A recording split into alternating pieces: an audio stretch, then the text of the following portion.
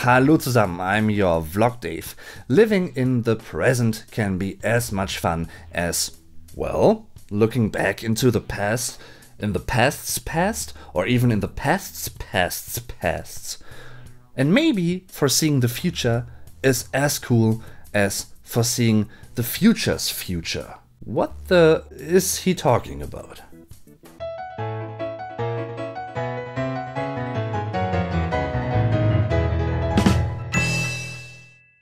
Long story short, there are 6 different grammatical tenses in the German language. 1 for the present tense, das Präsens.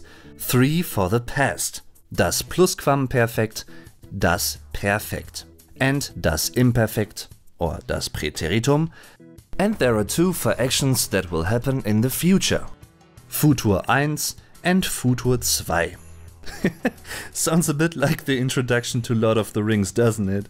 7 rings for the da-da-da, and so on. So, for each grammatical tense in the German language, I wanna make a single video. And this video will deal with the Präsens, das Präsens, the simple present only.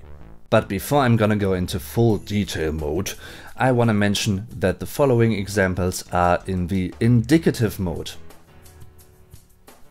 What is that again?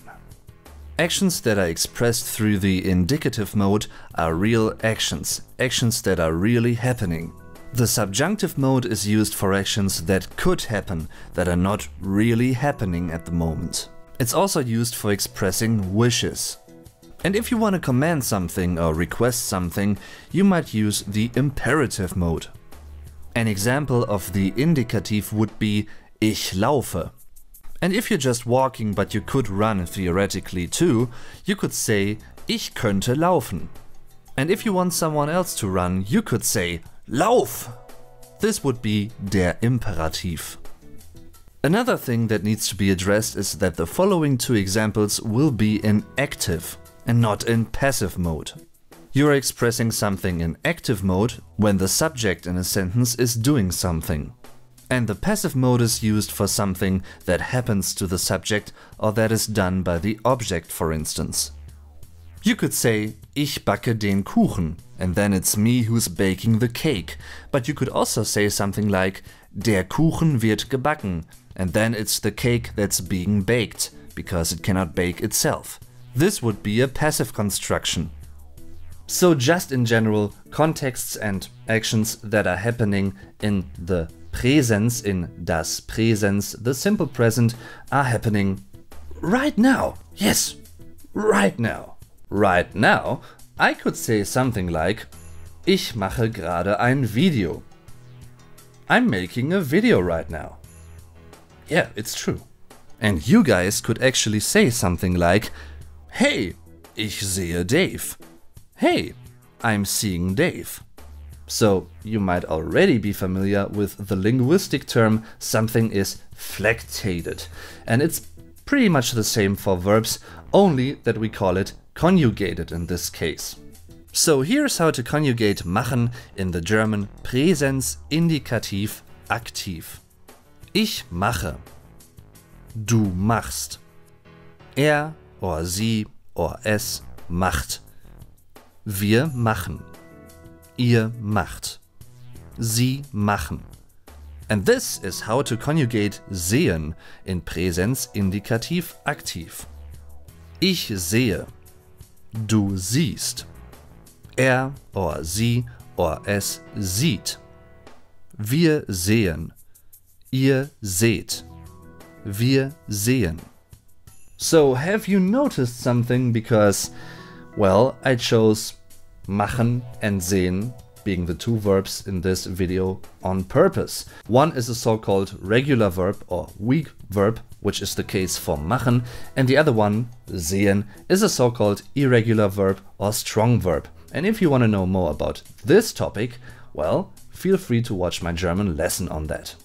You can see that the radical vowel in sehen, which is e, changes to I.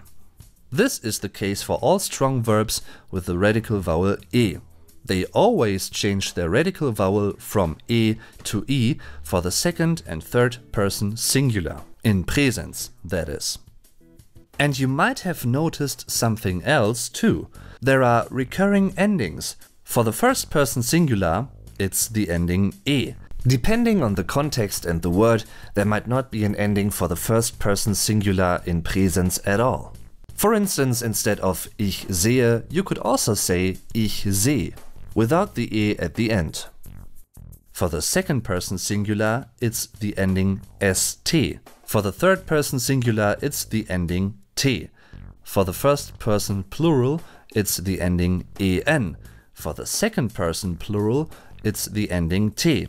And for the third person plural, it's en again. These endings stay the same for all conjugated verbs in Präsens. So when you have a conjugated verb and you want to say it's in Präsens, which information do you have to mention? Something you might want to do for yourself first is analyzing or examining the single parts of the verb. Let's take machst. Mach is der Wortstamm, so the ending, die Endung, must be st.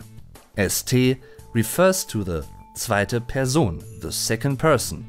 It's in singular, singular. It's in the simple present, das Präsens. It's in Indikativ, in the indicative mode. And it's in aktiv, in active mode. And one kinda strange thing at the end of this video. Although there are two future tenses in the German language, you can also express something that's gonna happen in the future with the present tense. Because you could say something like, ich mache morgen ein Video. I'm making a video tomorrow. Which isn't right now. Alright guys, thanks for watching again. If you wanna watch more German lessons, feel free to click the thumbnails that are appearing next to me. Yeah, awesome. And also make sure to leave a like if you enjoyed this video and if you learned something. And well, if you found this really helpful, feel free to share this video on social media with other people. And also don't hesitate to subscribe. However, I'm your Vlog Dave. Thanks for watching. Beep,